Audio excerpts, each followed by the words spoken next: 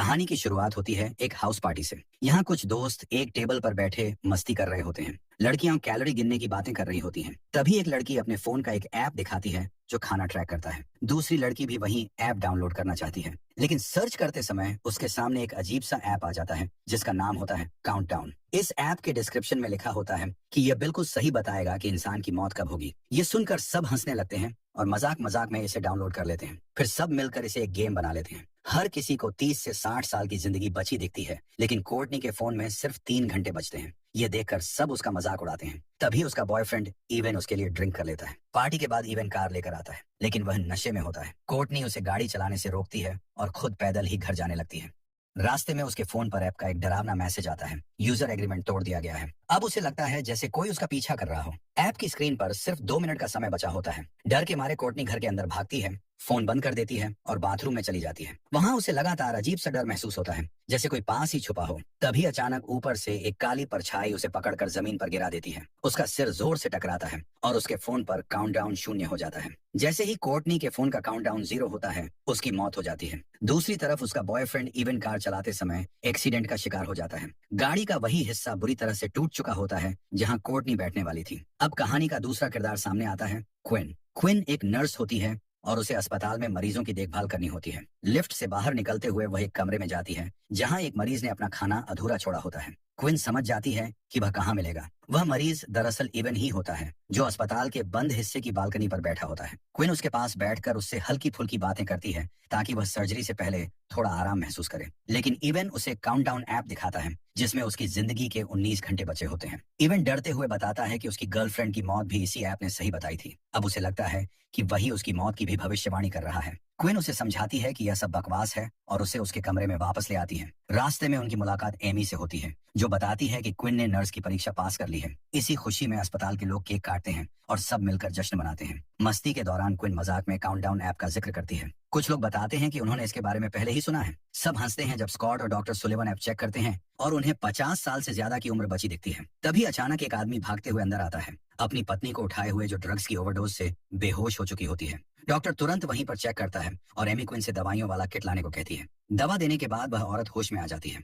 शाम को काम खत्म होने के बाद क्विन घर जाने लगती है। तभी उसके फोन पर उसी काउंटडाउन ऐप का विज्ञापन आता है। उत्सुकता में वह भी ऐप डाउनलोड कर लेती है और अपने सारे डिटेल्स भरकर एग्रीमेंट स्वीकार कर लेती है। जब क्विन ऐप डाउनलोड करके अपनी डिटेल भरती है तो उसमें लिखा आता है कि उसकी जिंदगी में सिर्फ 2 दिन से थोड़ा ज्यादा समय बचा है। ये देखकर क्विन हैरान रह जाती है। अचानक लिफ्ट में डॉक्टर सुलिवन आता है और उस पर फ्लर्ट करने लगता है। क्विन किसी तरह मुस्कुराकर उसे टाल देती है।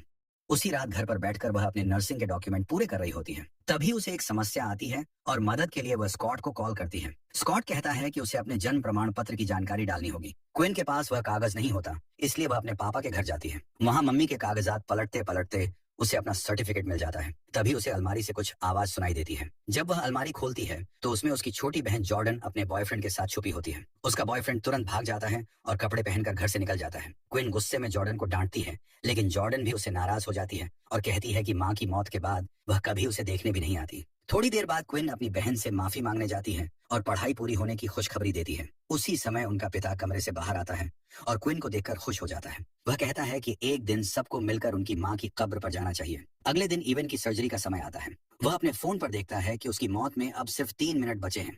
घबराकर वह कमरे से बाहर निकलता है, लेकिन तभी उसके फोन पर ऐप का नोटिफिकेशन आता है, यूजर एग्रीमेंट तोड़ दिया गया है। इवन शीशे में देखता है तो उसके पीछे एक डरावनी परछाई नजर आती है, लेकिन पीछे मुड़कर देखने पर वहां कोई नहीं होता। डरा हुआ इवन सीढ़ियों की तरफ भागता है, मगर ऐप लगातार काउंटडाउन की आवाज देता रहता है। अंधेरे सीढ़ियों में उसे किसी के कदमों की आहट सुनाई देती है। वह अपने फोन की लाइट जलाकर देखता है, लेकिन नीचे कोई नहीं दिखता। जब वह ऊपर देखता है तो उसे ऐसा लगता है जैसे कोर्टनी खड़ी हो, पर असल में वो कोई और भयानक साया होता है और वह तेजी से इवन की तरफ बढ़ रहा होता है। इवन का फोन सीढ़ियों से गिर जाता है और जैसे ही काउंटडाउन 0 तक पहुंचता है, इवन भी नीचे गिर जाता है। कुछ देर बाद क्विन काम पर आती है और एमी उसे इवन के बारे में बताती है। क्विन को अचानक ऐप याद आता है और वह थोड़ा परेशान हो जाती है। वह इवन के कमरे जाती है और देखती है कि उसकी सहकर्मी चीजें पैक कर रही हैं। क्विन कहती है कि वह अब इसे संभाल लेगी। वह इवन का फोन ढूंढती है और समझती है कि उसे फोन खोलने के लिए इवन का फिंगरप्रिंट चाहिए। वह बेसमेंट में जाकर उसका शरीर देखती है और पहले उसका अंगूठा इस्तेमाल करती है, लेकिन काम नहीं करता। फिर वह उसका चेहरा इस्तेमाल करती है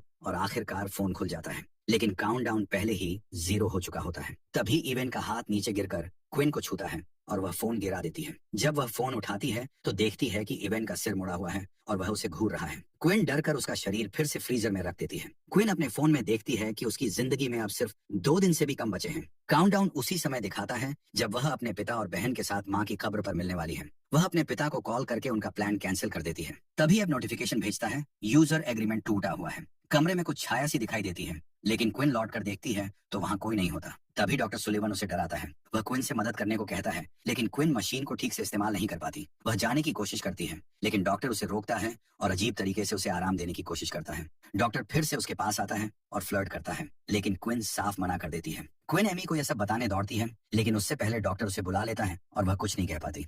उस रात क्विन ऐप को डिलीट करने की कोशिश करती है, लेकिन वह नहीं हटता। वह ऑनलाइन सर्च करती है और कोर्टनी के बारे में जानकारी पाती है। वह एक वीडियो देखती है जिसमें एक लड़की ऐप के बारे में गुस्से में बातें कर रही होती है और कहती है कि वह अजीब चीजें देख रही है, जैसे उसकी मृत कजिन। अचानक वीडियो में लड़की कहती है कि उसका समय खत्म हो गया है। फिर वह कुछ देखती है, चिल्लाती है और अपना फोन गिरा देती है। क्विन वीडियो के कमेंट्स देखती है और सब उसे फेक कहते हैं। थोड़ी राहत महसूस करके वह अपना लैपटॉप बंद कर देती है, लेकिन तभी अचानक वह मृत इवेंट को देखती है। उसके फोन पर फिर से नोटिफिकेशन आता है। घबराकर वह फोन तोड़ देती है, लेकिन फिर भी काउंटडाउन चालू रहता है। डर के मारे क्विन अपनी कार में बैठकर सो जाती है। सुबह उसकी बहन जॉर्डन उसे जगाती है। दोनों उसके अपार्टमेंट जाती हैं और जॉर्डन टूटे हुए फोन को देखकर शॉक में रह जाती है। वह ऐप देखती है और कहती है कि क्विन के पास अब सिर्फ 1 दिन बचा है। क्विन हंसते हुए मजाक करती है और फिर जॉर्डन से कहती है कि वह उसके साथ रह सकती है, क्योंकि उनके पिता अचानक काम पर चले गए हैं। जब क्विन मना कर देती है, जॉर्डन गुस्से में बाहर चली जाती है। उसी समय ऐप फिर से बीप करता है और क्विन टूटे स्क्रीन पर अपने उंगली से खरोंच लेती है। कुछ देर बाद क्विन दुकान में जाती है और नया फोन खरीदती है।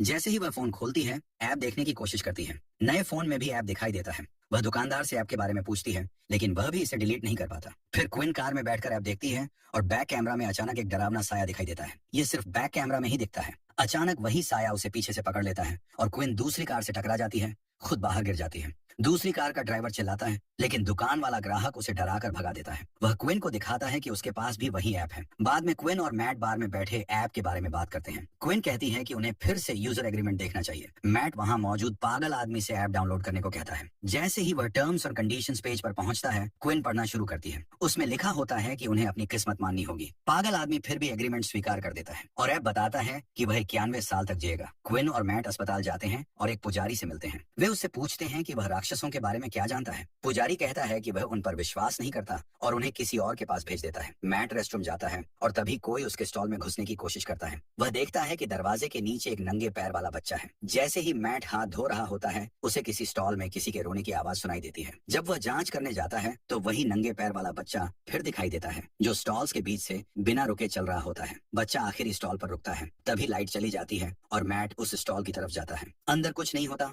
लेकिन पीछे कुछ प्रकट होता है और उसका नाम पुकारता है। अचानक वह उस पर हमला कर देता है और जैसे ही लाइट वापस आती है, वह गायब हो जाता है। इस दौरान एमी क्विन को एचआर और डॉक्टर सुलिवन की मीटिंग में ले जाती है। डॉक्टर सुलिवन कहता है कि यह क्विन थी जिसने उसे घेर लिया। एचआर वाला कहता है कि क्विन को सस्पेंड किया जाएगा, लेकिन क्विन अपनी बात बताना शुरू कर देती है। एमी उसे टोकती है, लेकिन क्विन गुस्से में वहां से चली जाती है। मैट उसका इंतजार कर रहा होता है, लेकिन वह उसे नहीं बताता कि क्या हुआ। उसे लगातार उस डरावनी चीज की आवाज सुनाई देती रहती है जिसने उस पर हमला किया था।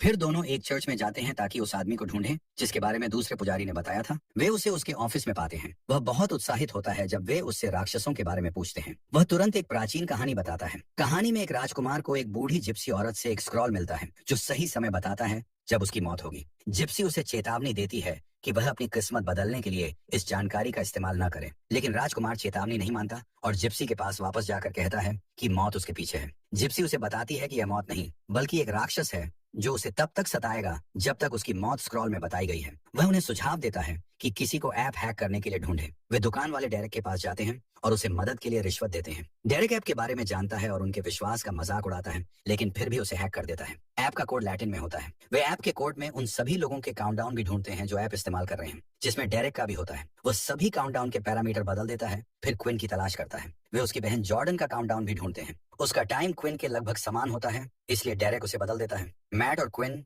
डेरेक का शुक्रिया अदा करते हैं जिसने उनके काउंटडाउन बदल दिए थे। इसके बाद क्विन मैट से कहती है कि वह रात को उसके साथ ही रुके। दोनों सोने की तैयारी करते हैं और डर की वजह से कमरे की लाइट्स भी जलती छोड़ देते हैं। बातों बातों में मैट अपने मरे हुए भाई की कहानी सुनाता है और क्विन अपनी माँ के बारे में बताती है। दोनों के रिश्ते अपने परिवार से मौत से पहले ठीक नहीं थे। दोनों सो रहे होते हैं, तभी अचानक लाइट चली जाती है। क्विन को कमरे के बाहर कुछ सुनाई देता है। वह मैट को जगाने की कोशिश करती है, लेकिन उसके पास बिस्तर पर असली मैट नहीं, बल्कि वही डरावना दानव होता है। जब असली मैट कंबल हटाता है तो दानव गायब हो जाता है, लेकिन अब फिर से उनके पुराने काउंटडाउन पर लौट आता है। क्विन को अपनी बहन जॉर्डन का टाइम याद आता है। इसी बीच जॉर्डन अपने कमरे में होती है, तभी उसका फोन बजता है। वह देखती है कि उसका काउंटडाउन बदल चुका है। तभी उसके सामने कुछ अजीब सा दिखाई देता है। अचानक कमरे की लाइट्स चली जाती हैं। जॉर्डन डर कर वापस अपने कमरे में लौटती है और दरवाजा बंद कर लेती है, लेकिन जब वह पीछे मुड़ती है तो दरवाजा फिर से खुला होता है। वह घबराकर बिस्तर के नीचे छिप जाती है। तभी उसे अपनी मरी हुई माँ की आवाज सुनाई देती है, जो क्विन को पुकार रही होती है। अचानक उसका बिस्तर खिसक जाता है और उसकी मरी हुई माँ उसके सामने आ खड़ी होती है।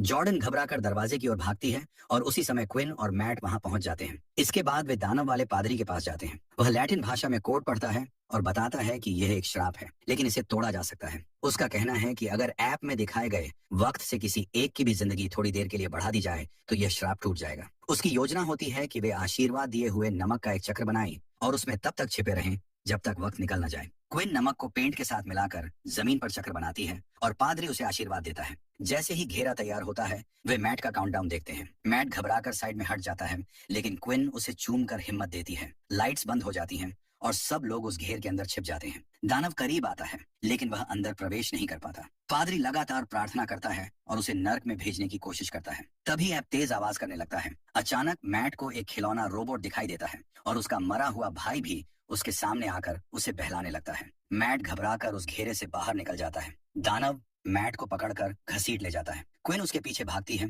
लेकिन जैसे ही वह मैट तक पहुंचती है, अचानक एक कार उसे टक्कर मार देती है और मैट का काउंटडाउन खत्म हो जाता है। दूसरी तरफ जॉर्डन घायल हो जाती है। क्विन उसे अस्पताल ले जाती है। वहाँ एक सहकर्मी क्विन को बताती है कि वह जानती है डॉक्टर सुलिवन के बारे में क्या हुआ और अगर क्विन उस पर कार्यवाही करेगी तो वह उसका साथ देगी। फिर क्विन देखती है कि सुलिवन जॉर्डन से बात कर रहा है। वह मन ही मन को योजना बनाती है। क्विन अपनी बहन को कहती है कि उनकी माँ की मौत उनकी गलती नहीं थी। दोनों बहनें रोकर गले लगती हैं और जॉर्डन कहती है कि अगर मरना ही है तो कम से कम आखिरी पल साथ रहेंगे। लेकिन क्विन सोच चुकी होती है कि वे मरेंगी नहीं। उसके पास एक प्लान है। क्विन डॉक्टर सुलिवन के पास जाती है और उसे मैनिपुलेट करने की कोशिश करती है। वह उसे बंद विंग तक बुलाती है। वहां पहुंचते ही क्विन अचानक उस पर हमला करती है और उसे मारकर काउंटडाउन तोड़ने का सोचती है। तभी जॉर्डन आ जाती है और उसे रोक देती है। तभी दानव डॉक्टर को खींच ले जाता है। क्विन को लगता है कि अगर डॉक्टर को उसके टाइम से पहले मार दिया जाए तो श्राप टूट सकता है। वह उसे ढूंढने निकल पड़ती है। दूसरी ओर जॉर्डन का ऐप दिखाता है कि उसके पास सिर्फ 2 मिनट बचे हैं। दानव उसके पीछे लग जाता है। जॉर्डन डर कर छिपने की कोशिश करती है,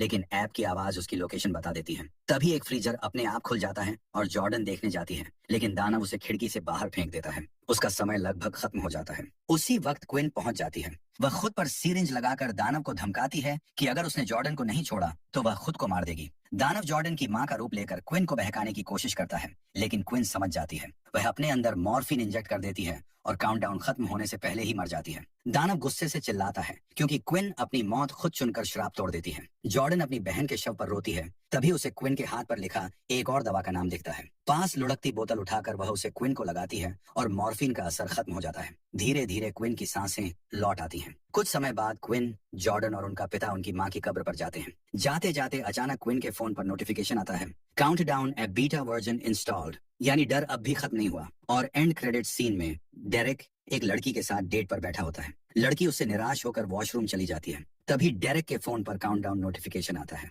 अचानक लाइट चली जाती है और उसके बाद सुनाई देती है डेरेक की दहशत भरी चीखें। और इसी सीन के साथ ये फिल्म यहीं खत्म हो जाती है।